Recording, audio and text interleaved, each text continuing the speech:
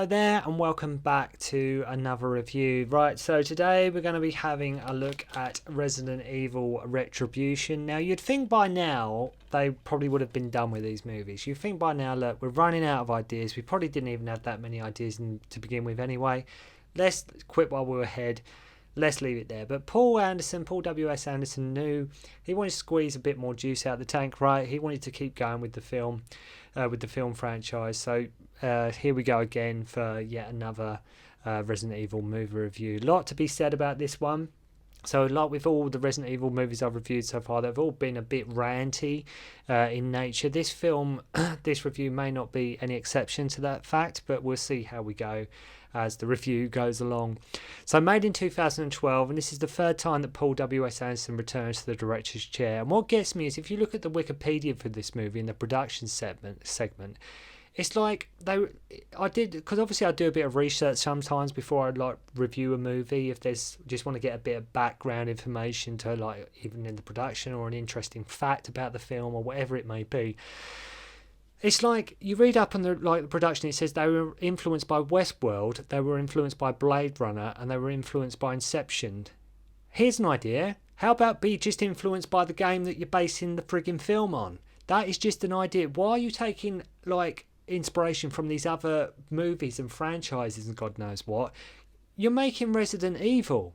Why have you just use the game as your reference tools? Okay, use the other filmmaking, like other films for like style or whatever it may be. But it's like they referenced something like Inception. We wanted it to be like that, or Blade Runner. We wanted it to be like that. No, just use Resident Evil the game as your influence. What you want to be your main influence when making a film that is based on that game. So, like I say, it might be a bit ranty this review. You know, the actual thing you're basing your damn movie on. I will say one thing. You can tell Anderson is enjoying himself here. I will say that. And like I say, I'm not knocking Paul W.S. Anderson at all, but I will say you can tell, get a sense he is enjoying himself here with these movies. Like, don't get me wrong, they were successful. You know, hence why he got the job doing Monster Hunter as well, which I actually didn't mind. Monster Hunter, just quickly off topic, I didn't think it was that bad. I didn't think it was all that bad, but you can tell he's really just having fun here as a director and sort of that, wouldn't it be cool if we did this, or maybe let's have that, wouldn't it be nice if we tried that? You can tell he's really just chucking a lot at the wall here and just, like I say, just having fun with it.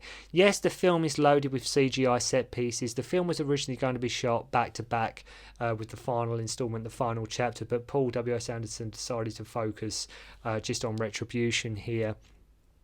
Just one at a time. So Anderson opted to focus on this one. Of course, Milla Jovovich returns, and we'll be getting into Retribution. So the film picks up exactly where the last film ended, with Alice and that being surrounded on that ship, and we have this whole action scene sort of in reverse when the film starts. Now, this is where sort of the Inception-ish sort of Matrix thing comes in, and it's big, bold, brazen. The budget is on the screen, which I have no objections to. I mean, I'm not knocking the film for that. I mean, the money is on the screen, you can tell it is. And Paul he's trying to do something different, a bit of fun, a bit Matrix, Inception, as I say, which of course are probably the two films this movie is sort of inspired by the most in terms of when it comes to their action and everything. I love the opening with the opening credits, right? If you've seen this film or you've watched this movie, they have to make a point that there are Resident Evil characters in the movie.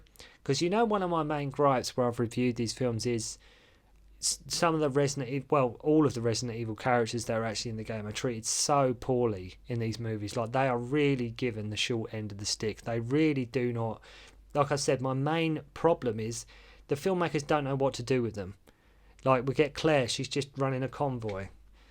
Chris turns up, he's just locked in this cage. They don't know how to flesh them out at all. And here, what so just really is almost it just tickles me, it just makes me laugh, is in the opening credits, they have to make a point in the credits that there are actually characters from the game in the movie. So it just, but like so and so as Barry Burton, so and so as Albert Wesker. Like, oh, like thank God there is actually Resident Evil characters here. Thank God. It's like they have to make a point that don't worry before you sit down. There are going to be Resident Evil people in the movie. Where, you know, regardless of how we treat them, doesn't matter. But there will be Resident Evil characters in the movie.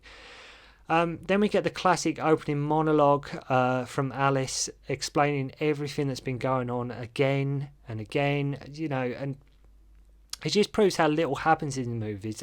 This is another thing. It proves how little actually happens in these movies, as she's able to summarise all the backstory within like a minute and a half, which proves how little substance there is in these movies.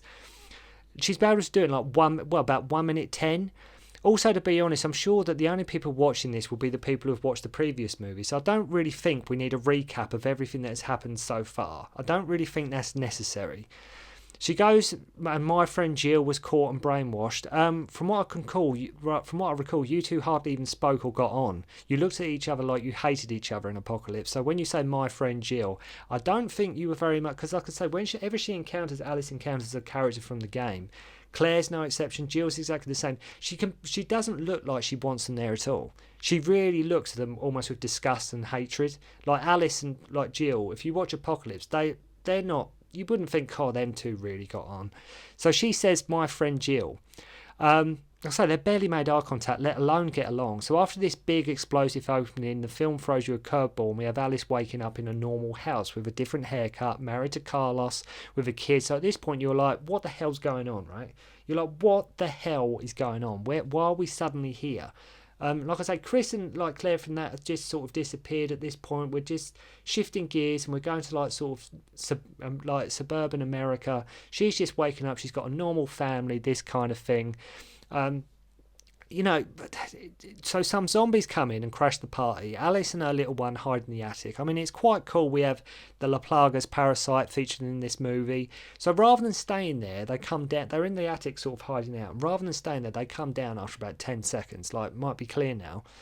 No, if there's zombies and you're like, they're being overrun and they've just invaded your house, probably stay in there and figure this out before you just say, let's go down now. You know, have a think about these things, Alice. You know, don't just go down. So then randomly Michelle Rodriguez turns up and tells her to get in the car, which crashes after being hit by a tanker. Like I mentioned, the film looks great, don't get me wrong, and Paul Anderson can direct. I'm not knocking him as a filmmaker. I love Event Horizon. I love the first Mortal Kombat movie. Like I mentioned, I don't mind. I think Monster Hunter's not bad. It's just my biggest problem with this movie is I just wish they could have followed the game more closely. I wish they could have just taken what the game is and just taken that a bit more literally and put it onto the screen.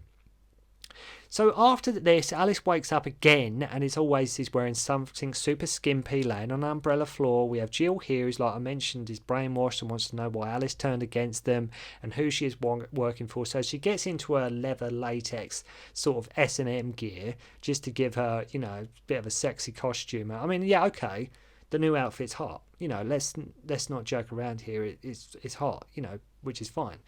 And then she gets out as the security system is disabled. Trouble is, when characters are like I've mentioned before, when characters are unstoppable, like Alice, much like Rey from the Star Wars sequels, there's no fear there. You're not seeing the character grow or progress or learn anything. Or when a character can just beat everybody up, you know they're going to be fine in every situation. There's no fear. Like you look at a performance, say, from Sigourney Weaver in Alien 1, right? You look at the fear and terror she's got on her face. You look at like Milla Jovovich in this movie as Alice. She doesn't ever really look scared. She's not really ever worried. She's just kicking these zombies' asses and all that all the time. No matter what is happening to her, she doesn't ever really look fearful. She doesn't ever really look like she's in any sort of major danger, which is why I don't overly sympathise with the Alice character, which is why I have a bit of a problem with it. I mean, there's a few things with the Alice character I do have a problem with, because, you know, when you first watch Resident Evil 1, who is Alice? You know what I mean? Who is she? A bit like with Lewis Tan and like with the Mortal Kombat reboot, you know, like, who is this guy? He's not a character from the game. But yeah, you know, whatever. So you don't really get a feel for their safety, and like I say, feel they're in any jeopardy or peril. Just loads of action scenes and set pieces to make Alice look cool, basically, is what they're doing. So Alice looks like a cop car and gets like a chain as like this new weapon. Turns out she is like in a program. We have an action scene, which I will go as far to say this is probably the best choreography that has been in the movies up to this point. I would say the action choreography is a lot more Hong Kong-esque. I think they took when they were looking at like some of their influences and what they were doing, I think, like I say, they did pay attention to sort of the action choreography here and how they can make it a bit better. And it just, only took them till the 5th movie to get the action choreography down, so that's not too bad. So Umbrella's central control operatives have been killed. Then Ada Wong turns up. Yay, a character from the game. Ada Wong's turned up. Yay, let's have a round of applause. Somehow Alice knows who she is, and that she works for Wesker. Not sure how, as I thought Alice's memories sort of been erased and she didn't really know everything that was going on, but she knew who Ada Wong was. Again, if I've missed something, then I've missed something. But I thought the whole idea was Alice had no recollection of sort of who she was, and she was sort of gradually getting her memory back, but she somehow knows Ada Wong, which I didn't see where that was coming. Not sure how she knew that, because I thought her memory was all screwed up. Wesker and Ada were the ones who let her out, explaining that their simulation was sold to different countries and wants Alice to help them. Has to go to this facility in Russia, which Wesker has arranged for a strike team to assist her, which for some reason Luther from the previous movie is part of. Right, Luther comes back. Okay, cool. Why is he on this strike team? How did he get on the strike team? Why is he on the strike? Why is he there? I mean, who the hell are these guys? Who the hell are these guys? I mean, okay, we have Barry Burton and Leon here, which you would know, but you only know by like the jacket of Barry has on Leon's haircut. Aside from that, they could be anybody. They could be absolutely anybody. It's like the guy's, okay, he's got Leon-esque hair. Barry is wearing sort of Barry's, somewhat a bit like Barry's sort of attire. That is it. There is nothing fleshed out at all. There is nothing fleshed out at all. And this, again, a big problem I have with these movies. Flesh the damn characters out. Don't just put, there's Wesker, there's Barry, there's Claire, there's Jill. Yeah. I mean, like I say, Chris has gone AWOL at this point. Chris is just, you think, they introduced Chris in the previous movie. You think, he might have a bit more substantial role in the next one. Nope, don't do that. We're bringing Leon and Barry this time. Still don't know what to do with them either. I said it's just name only, not fleshed out or given any backstory. The Red Queen from the Hive is still controlling the Umbrella system. Ada and Alice have to cross this simulation testing sites. We have the Axe guy from Resi 5. I mean, he looks great and it works, just it's used in the wrong setting and just the wrong context. I say visually these films are fine. I've got nothing wrong with the visuals. The visuals are absolutely on point. And like I say, the budget is on screen. The money's on screen, you can see it, but it's just a shame that just the context and just the way it's used, I don't think it's very fulfilling. I don't think it's satisfying. I think they leave me, these films as a whole leave me very empty. I'm so pleased there's only one more to go. I'm so pleased I'm nearly through the Resident Evil sort of saga, as it were. I mean, if it's a simulation, right, so they're in this simulation which is meant to be like the Alice and Ada are crossing, and if that is the case, I mean, are the zombies real then? Because it doesn't show them coming out of a gate or security system or from behind a wall or anything. The zombies are just suddenly there.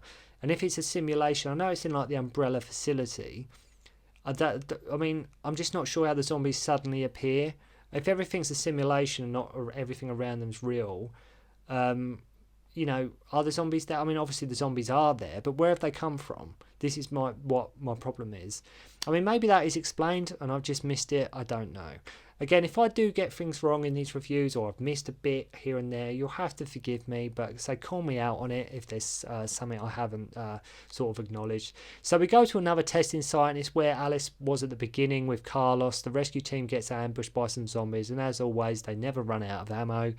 So they come out, and Jill, Carlos, and James Shade from the first movies are waiting for them. I mean, at this point, who even cares, right? Who even cares if this is making any sense at this point? Then Michelle Rodriguez turns up again and helps Alice and her daughter. So then we have this chase with zombies on motorbikes and RPGs, etc. It really does bother me how they, like I say, they don't flesh Leon out. They, like Leon S. Kennedy, like one of the main people, the main characters from Resident Evil, from the whole franchise, Leon Kennedy, not fleshed out at all. Not fleshed out at all. I mean, the closest we get to that is when he asks about Ada. That is it. That is the closest we get to a Leon character development. That is the closest, obviously, with the whole backstory of Leon and Ada in the games. Here, just him asking about Ada is about as close as you get. So her daughter gets taken. Barry sacrifices himself. Alice rescues her daughter from these like cocoons. The film goes pure Attack of the Clones at one point, as we see all like these clones of Alice on like a conveyor belt. The strike team detonate these charges. I mean, the music here works and the epicness works. There's just so much context lost, and I think that's a word I keep using in these reviews. But context is not something that is at the front and centre here. It's not taken at all well. So out of nowhere, they are just driving on out, and Jill and her crew come up through the ice in a submarine type thing. Michelle gets infected. I mean, like I say, at this point, who cares, right? Who cares what is going on? Who cares what on earth is going on? So she gets infected, and cue a martial arts sequence. Jill rips the spider thing off Jill's chest. We keep getting these like X-ray shots from something like Mortal Kombat 10 or 11. You know, you keep getting these shots with like where she's hitting them, and you're seeing what's happening to the bones inside. Whenever like Rodriguez hits someone, and she's sort of messing Luther and Leon up. Though she does absolutely own them at the end of the fight.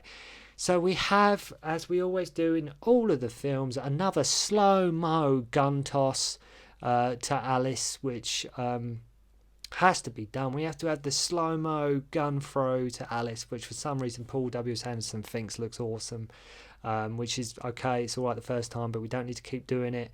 Michelle falls into the water and gets grabbed by sort of, I could only describe as sea zombies, water zombies, if you will.